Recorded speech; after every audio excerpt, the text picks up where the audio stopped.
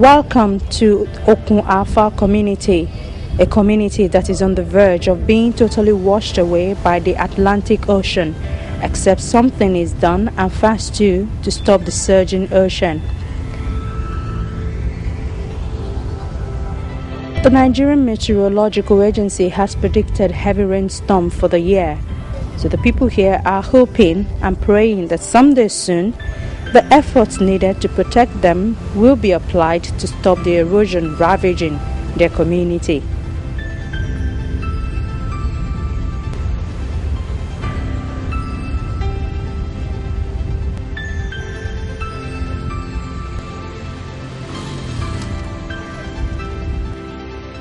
On Tuesday, the 19th of July 2011, President Goodluck Jonathan visited Lekki Beach, which is just 4 kilometers away from the Okun Alpha community, the home of Alpha Beach. His mission is to see firsthand the damage 3 ships have wreaked on the surrounding communities.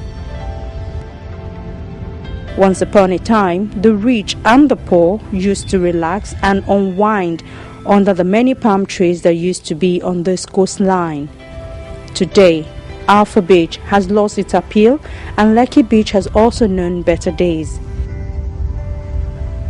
So the President's visit is a much-needed soothing balm for the broken hearts of the residents here. However, few days after his visit, they are asking questions about how long they will wait before their prayers are finally answered.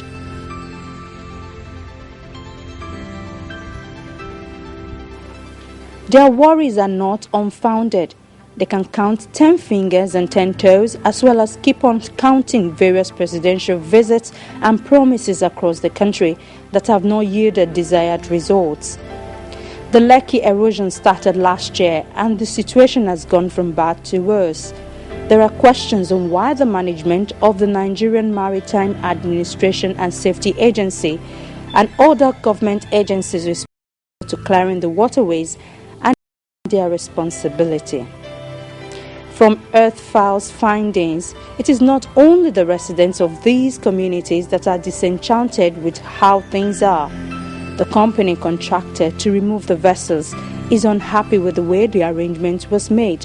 The ship owners are also complaining that the government agencies do not care if their businesses are destroyed or not. Our research found that in May 2010, the Atlantic Marine Services was awarded a contract to salvage vessels that were stranded on Lighthouse Beach in Takwa Bay on the 13th of February last year. It was a daily hire contract for an initial 10 days, during which it was agreed to use best endeavors to salvage as many ships as possible. The schedule was agreed with NIMASA and the Indigenous Ship Owners Association of Nigeria. After these initial 10 days, the contract was supposed to be extended until completion of salvage of all casualties that could possibly be saved. During the first 10 days, which had to be extended by 3 days to complete the last casualty, the company succeeded in salvaging 4 vessels. They are Arcturus, Penil, Odyssey, and Kentastem. But AMS had to demobilize thereafter as NIMASA did not extend its contract. Arising from the unfortunate incident of February 13, 2010, which about 16 vessels were washed ashore at the Takwa Beach, we came out with a joint committee with the Indigenous Shippers Association because from our survey, we realized most of the owners of those vessels are indigenous ships owners, which we formed a committee to map out how we can rescue those vessels that are washed ashore. But as you're aware, the issue of removing a derelict or an abandoned vessel that is stuck on a beach has some huge financial outlay, which requires some threshold of approval in line with the Bureau of Public Procurement Act. And we work in conjunction with the ministry to get the requisite approval to enable us remove those 16 vessels. But in between the execution stage, we had some difficulty with the contractor handling the jobs because of the weather still was not quite supportive, and the contractor could not complete the agreed number of vessels which was commissioned to remove. Arising from that, we have to recourse back to our parent ministry to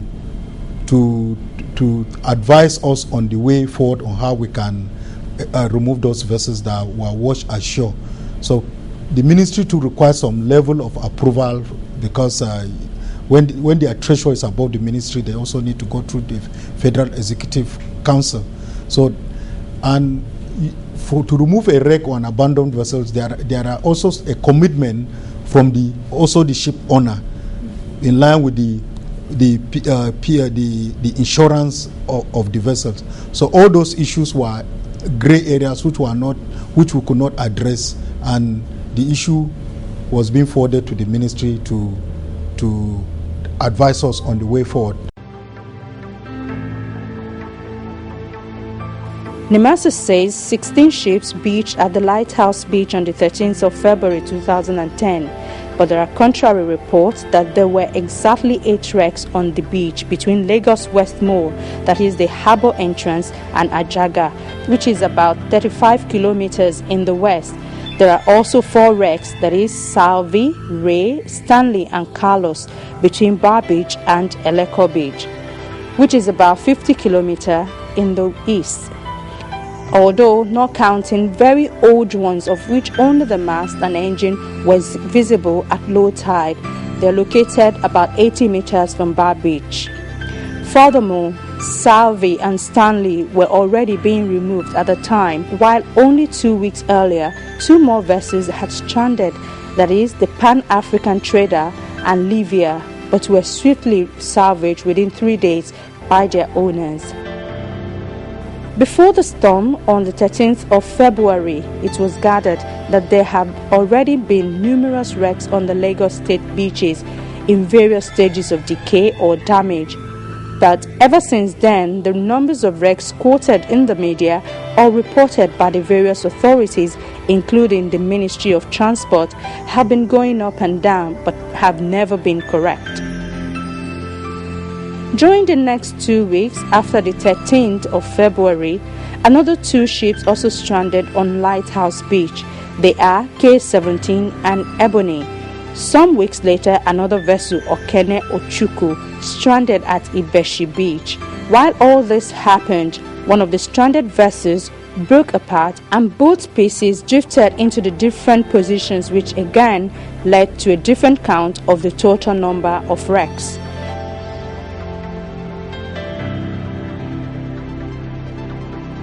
In August 2010, a big fuel barge, Aristus, hit the beach in the east, that is the Mayegun Beach.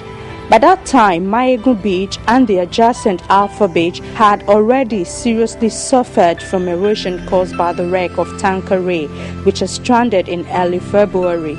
Meanwhile, a third wreck, Techno H, which arrived in February 2011, has stranded in between the two, and altogether, these 3 wrecks have caused the loss of millions of tons of sand, houses, estates, palm groves, and other valuable goods.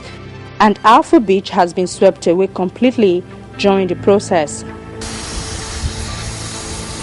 At the moment, the owner of Techno H has decided to scrap his ship after various attempts to get assistance from both the state and federal authorities failed. When they come in the morning, the crew come in the morning that the anchors gave way and they were going ashore, I called NIMASA to assist me with their tugboat to hold on to the ship. They did not respond, right? They said that their duty to rescue life. If life was involved, that's what they can do. But since life is not involved, it's only the ship, they don't have anything to do. So I went to their office at Kirikiri. I went to their office at Marine Road. There was no response from them. So I decided on my own to see if I could take the ship back to the water. I tried to look for funds. I went to 2 or 3 companies who said they will be able to do it, but the cost was much for me, which is about 18 million for me to get the ship back to the water. I couldn't get that money. So I met with Lagos State Ministry of Water Funds severally. We have exchanged letters as how to do about the ship, and I told them I'm going to scrap the ship. They also agreed with me to go on to scrap the ship, but I should make sure that I scrap the ship to the last iron, which I'm doing right now. And I can also assure you that by the special grace of God, I will scrap the ship to the last iron. Although on his part, the owner of Techno H purchased a vessel many has described as a rust bucket. The vessel purchased in January had not ferried any cargo before it developed a fault in the engine. It was this repair that was being carried out when the calamity occurred. The question is, how could an investor purchase what could not be registered in a nation where law enforcers know the job and do it well? But according to this owner, his papers were processed in Liberia. So I asked him, why didn't he come to the jetty for repairs?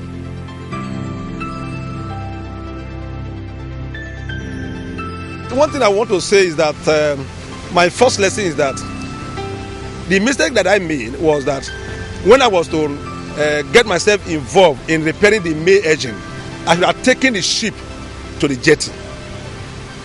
Because if it was at the jetty, anchor gave way, there would have been any problem. But because we were doing it outside bar, deep water, outside bar, and the anchor gave way, so the ship was under the control of the wave. So next time, if I have anything like that to do, I will take it to the jetty. But do you have your documentation? Because before you can take it to the jetty, you need to have your class certificate and all that, yes, insurance and everything. Yes. If you have a ship, yeah, right, in marine, if you have, for instance, you have a ship that is having problem, you can write to the MPA, you can write to NIMASA that my ship is also area is having problem that we need to get that ship in. They will assist and get the ship in. Even without documentation? Documentation is for you to write to them. If it's emergency. Okay. If it's emergency, you write to them. When you write to them, they approve it for you. You take the ship in. So this ship is registered in Liberia. Okay. Right? And is under West Africa coast. What I need to do is not to register it again in Nigeria. It's just to get permit, working permit to enable me work in the Nigeria waters. Shipping is an international threat. Every ship owner have the freedom to register a vessel in any ship registry. But NIMASA, being the host of the Nigerian Ship Registration Office, encourages ship owners to register into our flag because there is an advantage in rating a country as a maritime nation. When you have a higher tonnage in your flag, it helps it increases your recognition in the categories of the maritime nation. So we encourage ship owners to register in our flag. However, since shipping is an international threat, every ship owner can register its vessel in any flag, in as much as you meet the safety requirement of the vessel. That is why for every vessel that comes into our maritime domain, we conduct what we call port state control, irrespective of the ships she's flying. Port state control is the checklist that we check on the vessel to ensure it complies with safety of navigation. Then on the issue of purchase of a ship, before even the ship is registered, you must meet requirement, the same requirement of the port state. The vessel must be in class. The ship registration office must check that the vessel is in class. How do you check that the vessel is in class? A classification society must give you a certificate after conducting survey on the vessel. Then the regulation also stipulates that the maritime administration must also inspect the vessel and ensure she's in class before you purchase the vessel. Although NIMASA boss justified the actions of the ship owners in terms of registration, it is noticed that not all ships on Nigerian waters can pass the litmus test required for registration. There are insider information within the industry that a ship can be bought at almost scrap value overseas. Then the owner can acquire a bogus service certificate as well as protection and indemnity papers, without which you cannot have a crew on board. Some even employ poorly paid and poorly trained crew members. Unfortunately, no one will own up to this allegation. With all these wrecks that we have all around, in some ways, NIMASA knows that some of these vessels might not be in class. Is it safe to say that is why you've not done anything about them, really? Any vessel that is not in class cannot trade. And if she's not in class, we have to give her a detention order. And that's why you find out a lot of vessels littered around the fairway buoys, because they are mostly vessels that are not in class and they don't have where they will be bad. So most of them go to the fairway buoy and drop anchor at the fairway buoy. That's why you find a lot of those vessels littered around the fairway buoy. They are mostly not in class. And if she's not in class, she can't trade. She cannot go to any port because she'll be detained. So could it be when they were washed ashore and they are now wrecks, could it be because most of them are not in class, or they are not in class? That is why NIMASA is not doing anything about them, because they don't have insurance, for instance. Is it safe to say that? You see, when there is an unfortunate incident, which I'll call an act of God, I don't want to create alibi for such kind of incidents, because it's just unfortunate that we had a storm with a squall that washed vessel. So even if the vessel is in class and she passes through that storm, she will still face the same condition. That's why I said I don't. Insurance will have come in anyway, and then we'll have saved it. Yeah, okay. So it's saved that. Yeah, but again, I want you to understand that when you have an accident, yeah. Anybody, even the newest vessel, would have been subjected to what happened that day. Okay. So I don't want to bring the issue of class or no class that led to the washing ashore. It was a storm. Fola Badmus, one of the owners of the stranded ships in Takwo Bay, is a businessman based in England. His vessel MTFK Badmus is one of those left behind at the Lighthouse Beach. The agreement AMS had with NIMASA, which was actually reached in a joint meeting in the DG's office in the presence of former Director General of NIMASA, the Executive Director in charge of Marine, the Assistant Director in charge of Finance, and Assistant Director in charge of Legal Activities at the agency, the President and the Secretary of the Indigenous Ship Owners Association of Nigeria, and some others, was to remove ships in a certain order. The order was mainly determined by the state of the tide, as AMS, the company, had to work according to the tides. According to that list, MTFK Badmus was number 5, and it would have been carried on immediately if only the contract was not stopped. When it all happened, our president, Chief Jala Kwamo, contacted NPA, Nigerian Port Authorities, and all that, and other departments, and they were meant to immediately do some emergency rescue operations, of which they failed to do. And they have indeed, the agency, the departments involved, they've agreed and they've accepted. So that is one of the reasons why they opted to remove 6 vessels. And the 6 vessels, they said, are worthy enough to be removed, because it cost them a lot of money to remove each of the vessels. Okay. But my concern is, my own was number 5. I'm very particular about my own and, of course, my other colleagues. Mm-hmm. So why did they stop the operations? Either there's fund or no fund, right? I am concerned. Mm-hmm. Because all I have in my life, I've invested into the business. Mm-hmm. And I've been a concerned Nigerian in diaspora. Mm-hmm. I have been desperate to repatriate my investments into Nigeria, into the Nigeria economy, because I am Nigerian. Mm. If that has always been my interest, why then did the government refuse to show me sympathy at any level? His ship was purchased in Liverpool and, according to him, was in class. FK Badmus was hired to oil traders while on Lagos waters. The storm of the night of 13th of February 2010 washed it to the lighthouse beach.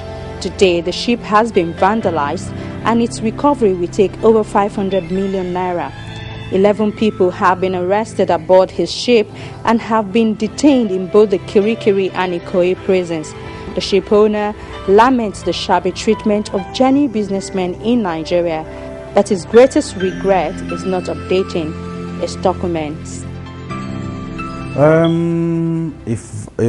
My insurance policies have to be updated in every area of my life, be it my home insurance, my life insurance, my car's insurance.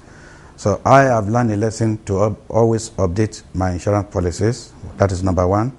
Then number two, I have learned that there is no hope in the standard of life in any third world nation. Nigeria is, of course, a third world nation. In a regulated maritime environment, if a ship has become a wreck, the receiver of wrecks, which in this case is NIMASA, is responsible to determine if the wreck causes any danger, that is to navigation, the coast, other ships, the environment, human life, and so on. Once this has been established, and if the owner is not capable of removing the wreck, the authority will have to either mark it if that is enough to avoid further accident, or if that is not sufficient, remove it or cause it to be removed by the responsible party, that is the owner, to avert danger to the general public. In the first instance, the receiver of wreck, which is the NIMASA, will ask the owner to remove the wreck. If the owner of the ship cannot be established, or the owner is not covered by insurance and does not have the means to remove the wreck, then the receiver of wrecks will have to step in and take action to remove the wrecks. According to insiders in the industry, the particular problem here in Nigeria is that the receiver of wrecks does not observe this responsibility. According to them, NIMASA prefers to claim that owners could not be established and there are no funds to remove the wrecks. During the recent years, this has caused the Lagos state government to take action to raise the funds for the removal of wrecks that can cause erosion along the coast. Unfortunately, the number of wrecks has increased so much that even Lagos state is unable to raise the required funds. Wreck salvage operators believe that all of the wrecks can be removed, even though not all of them need to be removed. The cost of removing a wreck is determined by various factors, but in general, it can be said the earlier action is taken, the cheaper the removal will be. As most of the wrecks have been there for years and many have sunken deeply into the sand, it will be very expensive to remove all. Many are canvassing that funds should be made available. They're even asking for the ecological fund to remove those wrecks that cause danger to the environment.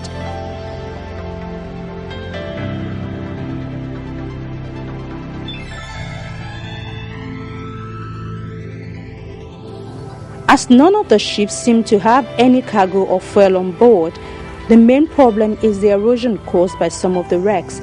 These are the 3 wrecks at Alpha Beach. The ships are Ray, Techno H, and Aristus, which are the main cause of the erosion at Alpha Beach. The Carlos is responsible for the erosion at Lekki Beach, Al Zainab at Agaja, and a few others along Lighthouse Beach.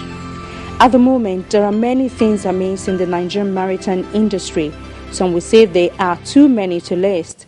Operating and managing ships and succeeding in this extremely complex and difficult industry requires more than just some training on board and a degree from a university.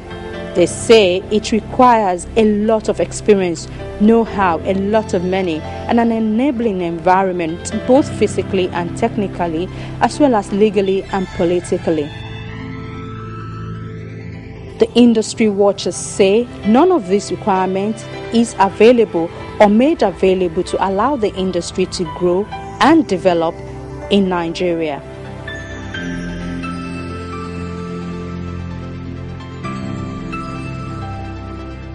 We'd love to hear from you. Do you have a comment or questions? Do send them to us by email on earthfile@channelstv.com.